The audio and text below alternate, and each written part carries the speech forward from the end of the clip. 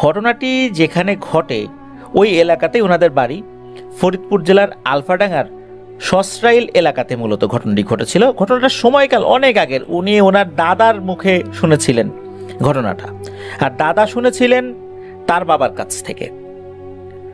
ওনারা আসলে কৃষক পরিবার। ওই সময়ে বিস্তীর্ণ মাঠ জুড়ে কৃষিকাজ করতে হতো। তখন কিন্তু এখনকার মতো যে এই রকম যন্ত্রচালিত বিভিন্ন জিনিসগুলো রয়েছে, যন্ত্রপাতি বা বিভিন্ন যানবাহন রয়েছে যেগুলো দিয়ে ক্ষেতগুলো মারাই করা যায়, এখন তো ট্রাক্টর রয়েছে, ওই সময় কিন্তু এরকম ছিল না। ওই সময় গরু, লাঙল, মই এগুলো দিয়ে জমিগুলো কিন্তু চাষবাস করতে হতো। তখন মানে মানুষজন অনেক কষ্ট করতেন, কেননা সারাদিন ধরে কষ্ট করে অল্প কিছু জমি ওনারা চাষবাসের উপযোগী করতে পারতেন। এখনকার মতো তো এত অল্প সময় কাজ করার উপায় ওনাদের ওই সময় ছিল না, যার কারণে সময় ফসলও কম হতো। কম হবেই না বা কেন, তারা তো আসলে এত বিশাল জমি চাষবাস করতে পারতেন না, অনেক জমি অব্যবহৃতই থেকে যেত। যাই হোক, এই সাগর ভাইয়ের দাদার বাবা উনি কাজ করছিলেন। সাগর ভাইয়ের দাদাও তখন মাঠে ছিলেন। উনি লেখাপড়া করেন নাই, ছোটবেলা থেকেই উনি কৃষিকাজের সাথে যুক্ত ছিলেন। ওই সময়ে আশেপাশে এরকম লেখাপড়ার ব্যবস্থাও ভালো ছিল না, যার কারণে লেখাপড়া করার সুযোগটাও ওই সময়ের প্রেক্ষাপটে খুবই কম ছিল। এদিকে হয় কি, নির্দিষ্ট একটা সময় খাবার আনতে পাঠান সাগর ভাইয়ের দাদাকে তার বাবা, যা তো বাবা বাড়ি থেকে খাবার নিয়ে আয়। তখন কি হতো, ওনারা ফজরের পরে জমিতে চলে আসতেন, যেই জমিতে ওনারা চাষবাস করবেন। ফজরের পর থেকে কাজ করতে করতে সকাল 8টা পর্যন্ত কাজ করতেন, এরপর একটা বিরতি দিতেন, এরপর খাবার খেতেন, আবার কাজ করতেন, এরপর দুপুর পর্যন্ত কাজ করতেন, আবার খাবার খেতেন, তারপর আবার কাজ করতে করতে যখন বিকেল হতো, এরপর গরু নিয়ে ওনারা বাড়িতে ফিরতেন। কেউ কেউ অবশ্য দুপুরের পরেই চলে যেতেন, কারণ সেই সকাল থেকে সন্ধ্যাবধি কাজ করা কিন্তু খুব কঠিন। এখন কাজের ধরন অনুযায়ী যার যেরকম কাজ ওই অনুযায়ী তারা পরিশ্রম করতেন আর কি। সাগর ভাইয়ের দাদাকে তার বাবা পাঠান বাড়িতে খাবার আনার জন্য। তো উনি খাবার আনতে যাবেন, এমত অবস্থায় দেখলেন যে এই সাগর ভাইয়ের যিনি দাদার মা, উনি খাবার নিয়ে আসছেন। কারণ হচ্ছে যে যখন ওনার মা দেখেছিলেন যে অনেক বেলা হয়ে যাচ্ছে, বেলা বলতে কিন্তু ওই সময় 8টা মানে তাদের খাবারের হিসাবে মানে বেলা, সাধারণত 7টা সাড়ে 7টার মধ্যে ওনারা খাবার খেয়ে নেন, ফজরের পর থেকে কাজ শুরু করে নিয়ে আর কি। এই জন্য উনি খাবার নিয়ে আসছেন। তো উনি যে খাবার নিয়ে আসছেন, নিয়ে আসার পর সাগর ভাইয়ের দাদা তো আর যান নাই, তার বাবাকে বলছেন যে বাবা, মা তো খাবার নিয়ে আসছে। তখন উনি কি করেছেন, ওই গরুটা একপাশে রেখে এক জায়গায় চলে আসছেন। ওখানে একটা গাছ ছিল, গাছের নিচে বসছেন। খাবার যখন খুলেছেন, খোলার পর দাদার মাও অবাক হয়ে যান, দাদার বাবাও অবাক হয়ে যান, সাগর ভাইয়ের দাদাও অবাক হয়ে যান। কারণ হচ্ছে যে খাবারটা আনা হয়েছে এটা একদম পচে নষ্ট হয়ে গেছে, দুর্গন্ধ বেরিয়ে গেছে। এদিকে সাগর ভাইয়ের দাদার বাবা উনি বলছেন যে এই কি নিয়ে আসছো, পচা খাবার নিয়ে আসছো কেন? দাদার মা বলছেন যে পচা খাবার অসম্ভব ব্যাপার, আমি মাত্র রান্না করে গরম খাবার আমি নিয়ে আসছি, এটা এত অল্প সময়ের মধ্যে কিভাবে পচে গেল, মনে হচ্ছে যে এটা 3 দিনের পচা খাবার, এরকম তো হতেই পারে না। সাগর ভাইয়ের দাদার বাবা উনি আবার কিছুটা বুঝতে পারতেন কিছু কিছু জিনিস। তখন উনি বলছেন যে আচ্ছা তুমি কোন দিক দিয়ে আসছো? তো উনি পথ বলেন, না এই পথ দিয়ে তো সবসময় উনি আসেন। তখন তো এরকম হয় নাই, আজকে কেন হঠাৎ এরকম হলো? সাগর ভাইয়ের দাদার বাবা উনি বললেন যে আজকে কেন যেন মনে হচ্ছে খারাপ কিছু হবে রে। তখন উনি ওনার স্ত্রীকে বলেন যে তুমি তাড়াতাড়ি বাসায় যাও, এক্ষুনি বাসায় যাও, মাথাটা ঢেকে যাও, খবরদার ঘোমটাটা খুলো না, কিন্তু মুখটাও ঢেকে রেখো। আর আমিও যত দ্রুত সম্ভব বাসায় আসার চেষ্টা করছি, মনে হয় আজকে ভয়ঙ্কর কিছু হবে। আসলে উনি কি বুঝতে পেরেছিলেন, কি দেখে বুঝতে পেরেছিলেন, এই বিষয়ে আমরা পরে যাব। এবার আসি পরের ঘটনায়। সাগর ভাইয়ের দাদার মা উনি তাড়াতাড়ি করে বাড়িতে চলে যান। এদিকে সাগর ভাইয়ের দাদা তার বাবাকে বলছেন যে বাবা আসলে হয়েছেটা কি একটু বলো না। তো উনি বলছেন যে তুই ছোট মানুষ, এত কিছু বুঝবি না, তোকে এগুলো পরে বলবো, এখন তাড়াতাড়ি কাজ শেষ কর, আমরা চলে যাব। তো এরকম কথা বলতে বলতে ওই যেই জায়গাটাতে গরু রেখে দেওয়া হয়েছিল আর কি, একপাশে রেখে দেওয়া হয়েছিল, গরুগুলো সেখানে বিশ্রাম করছিল, হঠাৎ করে ভয়ঙ্কর একটা বজ্রপাতের আওয়াজ আসে, কড়াত কড়াত করে ভয়ঙ্কর একটা শব্দ। সাধারণত কি হয়, আমরা বিজলি চমকানোটা দেখি আকাশে, আলোর ঝলকানিটা দেখি, এর কিছুক্ষণ পর কিন্তু শব্দটা আমরা শুনতে পাই, কারণ শব্দটা পরে এসে আমাদের কাছে পৌঁছায়, আলোটা আগে আমরা দেখতে পাই, এটাই কিন্তু হয়। ওই সময় হয় কি, হঠাৎ করেই একই সাথে বিজলির চমকানি এবং ভয়ঙ্কর শব্দ একসাথে হয়। মনে হলো সাগর ভাইয়ের দাদাদের গরু যেখানে দাঁড়ানো ওইখানে ওই বজ্রপাতটা হলো, অথচ আকাশে কোনো মেঘ নাই। গরমকাল, রোদ উঠেছে ভালোই, তখন সকাল 8টার সময় যেরকম রোদ ওঠে সাধারণত গরমকালে ওই রকমই উঠেছে। ওই বজ্রপাত যখন হয়েছে আশেপাশের লোকজন তো চমকে উঠেছে, আরে এ কি হলো, এখন তো আকাশে মেঘ নাই, এই বজ্রপাত কিভাবে হলো? ওইদিকে বজ্রপাতটা হচ্ছে এই যে সাগর ভাইয়ের দাদাদের যে গরু, এই গরুর এখানে। ওনারা দ্রুত ওখানে ছুটে গিয়ে দেখেন যে একটা গরু ছটফট করছে, চোখের সামনে ছটফট করতে করতে মারা গেল। এরপর সাগর ভাইয়ের দাদার বাবা বলছেন যে ইন্না লিল্লাহ, আমি আগেই টের পাইছিলাম একটা অঘটন ঘটবে। বজ্রপাতে আক্রান্ত কোনো প্রাণী সাথে সাথেই মারা যায়, এরকম ছটফট করার সুযোগ থাকে না, এটা সাধারণ কোনো বজ্রপাত না রে, তাড়াতাড়ি বাড়িতে চল। তখন সাগর ভাইয়ের দাদার বাবা বলছেন, এই তোমরা সবাই কাজ কাম বাদ দিয়ে দ্রুত বাড়িতে ফেরত যাও। লোকজন তারা এই ঘটনার আকস্মিকতায় কিছুটা হতবিহ্বল হলেও কাজ ফেলে রেখে বাড়িতে চলে যাবেন এমনটা তো আসলে তারা মেনে নিতে পারছিলেন না, কারণ তাদের অনেক কাজ ছিল, জমিতে ফসল বুনবেন, কাজ ছেড়ে এই সকাল 8টার সময় যদি বাড়িতে চলে যান, সারাদিনের কাজ পড়ে আছে, এমনটা না যে দুপুর পর্যন্ত কাজ করেছেন তারপর চলে যাবেন। তো ওনাদের কেউ কেউ চলে গেছেন, অন্যরা বিশেষ করে অধিকাংশ লোকজনই তারা মাঠে কাজ করছেন এবং আলোচনা করছেন এরকম কেমন হলো, এক একজন এক এক রকম ভাবে ব্যাখ্যা করছেন যে এই কারণে এটা হইতে পারে, নিশ্চয়ই অন্যরকম কিছু। কেউ বলছেন যে আরে এসব প্রকৃতির খেলা, কখন কি হয়েছে আমরা তো শিক্ষিত না, কি কারণে হয়েছে তো বুঝতে পারি না। তো এক একজন এক এক রকম ভাবে ব্যাখ্যা করছেন বিষয়টা। এর মধ্যে হয়েছে কি, একটা অল্প বয়স্ক ছেলে সে দৌড়ে আসছে এবং চিৎকার করতে করতে আসে, এই সবাই পলাও পলাও, মানে পালিয়ে যাও, এই সবাই পলাও পলাও। ও যেরকম চিৎকার করছে, দেখা যাচ্ছে যে ও আবার কিছু ছাগল পালতো, ছাগল নিয়ে মাঠে আসতো, ওই ছাগলগুলো ওর পিছন পিছন দৌড়াচ্ছে, মানে ছাগল ওর পিছনে দৌড়াচ্ছে, ওর ছাগলের আগে দৌড়াচ্ছে। সাধারণত কি হয়, যারা রাখাল এরা ওদের পশুর পেছনে পেছনে হাঁটে, কিন্তু এই ছেলেটা আগে আগে দৌড়াচ্ছে, মানে ওর ছাগল কোথায় কি গেল না গেল এই বিষয়ে ওর আসলে কোনো চিন্তা ভাবনা নেই, ছাগলগুলো ওর পিছু পিছু দৌড়াচ্ছে। এখন এই বাচ্চাটাকে কেউ কেউ বলছে কি হয়েছে কি হয়েছে, কথা বলার সময় নাই, পলাও পলাও পলাও। আসতেছে আসতেছে, ওরা আসতেছে, কে আসতেছে, ও আর কত কথা বলে না। এখন আরো কয়েকজন লোক বলতেছে কি, আরে দূর, ছেলে ফেলে পাগল হয়ে গেছে, কি না কি দেখছে, এখন দৌড়াচ্ছে। এর মধ্যে ওনারা দেখেন যে মাঠের আশেপাশে দূরে দূরে যে সমস্ত জায়গাগুলোতে গবাদি পশু বাঁধা ছিল, এরা দড়ি টড়ি ছিঁড়ে যে যার মতো দৌড়াচ্ছে, এলোমেলো দৌড়াচ্ছে।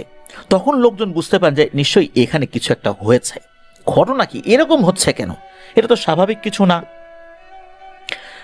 তখন কিছু লোকজন দ্রুত চলে যাওয়া শুরু করবেন, এমত অবস্থায় কেউ বলছে, এই আমার হাত তো চলতেছে না রে, আমার হাত চলে না কেন, কেউ হাঁটতে পারছেন না, এক পা চলছে তো আর এক পা চলছে না, কেউ বলছে যে আমি এক চোখে দেখতেছি আর এক চোখে দেখতেছি না। কেউ বলতেছেন যে আমার শ্বাস প্রশ্বাসে কষ্ট হচ্ছে, এইরকম শুরু হয়ে গেছে। তখন আর একজন মুরব্বী ছিলেন, উনি বলছেন যে আমাদের তো দেরি করা উচিত হয় নাই রে, আসলেই একটু আগে যখন শুনলাম যে তাড়াতাড়ি এখান থেকে যেতে হবে, আমাদের সেটাই শোনা উচিত ছিল। তা না হলে একটা গরু এইভাবে বিনা মেঘে বজ্রপাতে কিভাবে মারা গেল, এটা তো আমাদের বোঝা উচিত ছিল। এখন যতটুকু শরীরে শক্তি আছে, চল তাড়াতাড়ি পালাই। তো ওনারা কি করেছেন, দ্রুত ওখান থেকে চলা শুরু করেছেন। এর মধ্যে একজন আবার কি মনে করে পেছন দিকে তাকিয়েছেন, স্বাভাবিকভাবে ওটা তখন তো দিনের বেলা, পেছন দিকে তো তাকাবেনি, পেছনে এমন কোনো কিছু হচ্ছে না যাতে করে ওনাদের তাকানো নিষেধ, এমনিতে তাকিয়েছেন কৌতূহল হয়ে। তখন উনি একটা ভয়ঙ্কর দৃশ্য দেখেন। উনি দেখতে পান বিশাল বিশাল দানবাকৃতির অনেকগুলো প্রাণী, এরা ঠিক মানুষের অবয়ব না, আবার ঠিক প্রাণীর অবয়ব না, এটা যে কি এটা বোঝা যাচ্ছে না, তবে ভয়ঙ্কর দেখতে এক একটা জিনিস।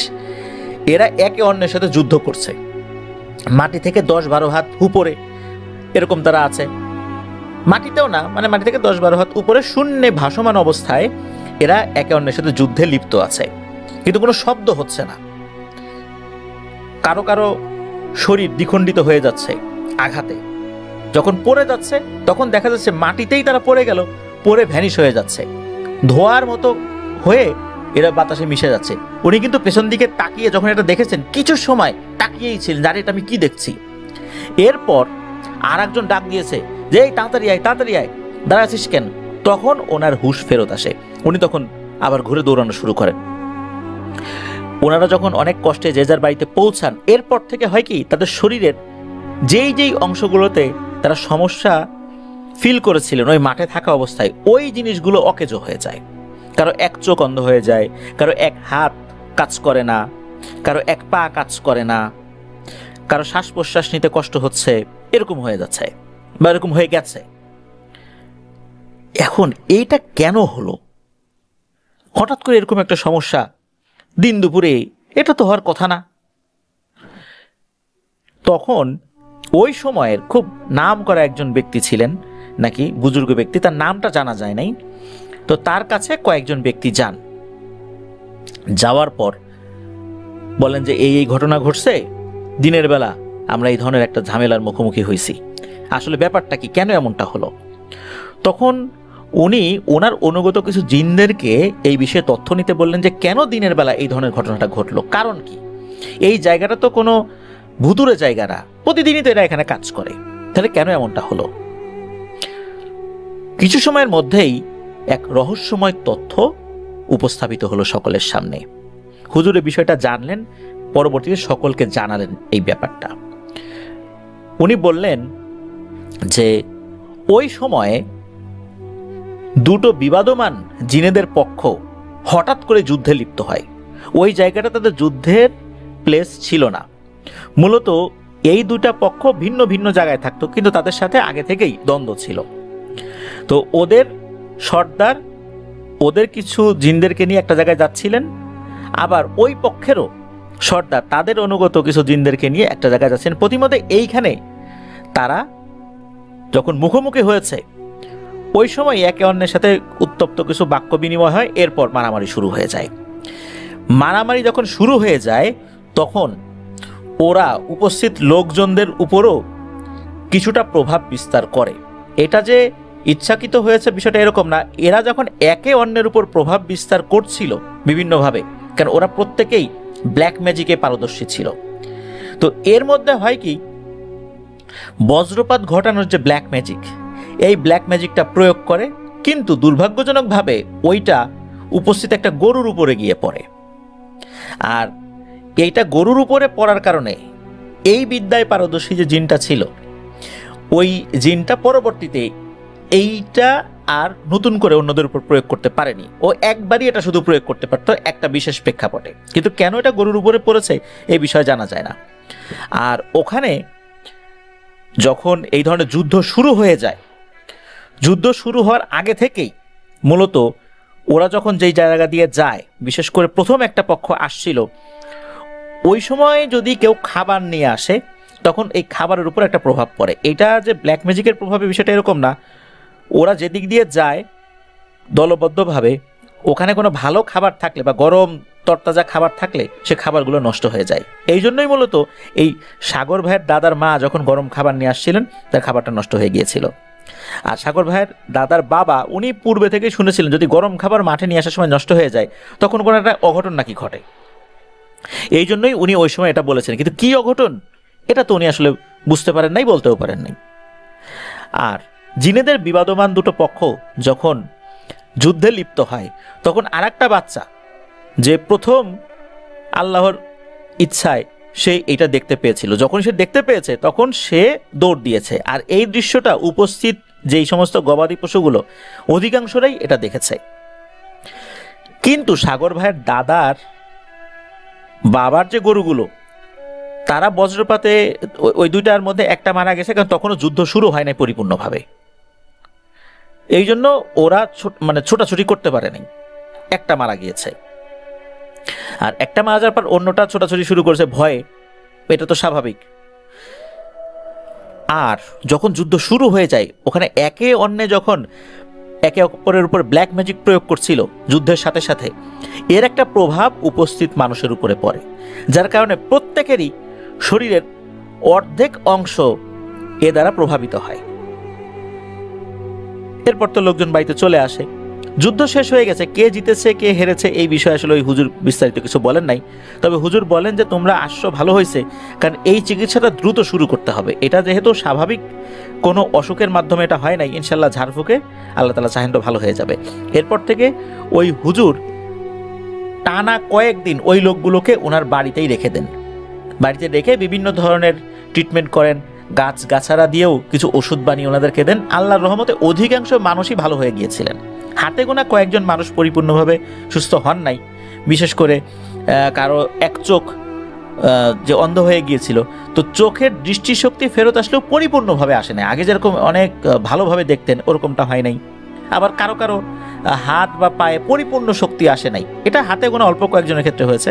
আর অধিকাংশ যারা আক্রান্ত হয়েছিলেন এনারা প্রত্যেকে আল্লাহর রহমতে ঝাড়ফুঁকে সুস্থ হয়ে গিয়েছিলেন। প্রিয় লিসেনার্স, এই যে ঘটনাটা খেয়াল করুন যে এমন এক বিপদ এটা বলে কয়ে আসে নাই, হঠাৎ করেই হয়েছে। আর এই ধরনের বিপদ কখন যে ঘাড়ের উপর এসে পড়বে এটা আমরা কেউ জানি না, আল্লাহ যদি আমাদেরকে হেফাজত না করেন। দেখেন ওই সময়ে জিনেদের বিবাদমান দুটো পক্ষ যে ওইখানে যুদ্ধে লিপ্ত হবে এটা ওই জিনেরাও জানে না। এভাবেই হঠাৎ করে শুরু হয়ে গেছে, এটা ওদের জন্য একটা বিপদের ব্যাপার ছিল। আর উপস্থিত মানুষদের জন্য তো অবশ্যই বিপদের কারণ।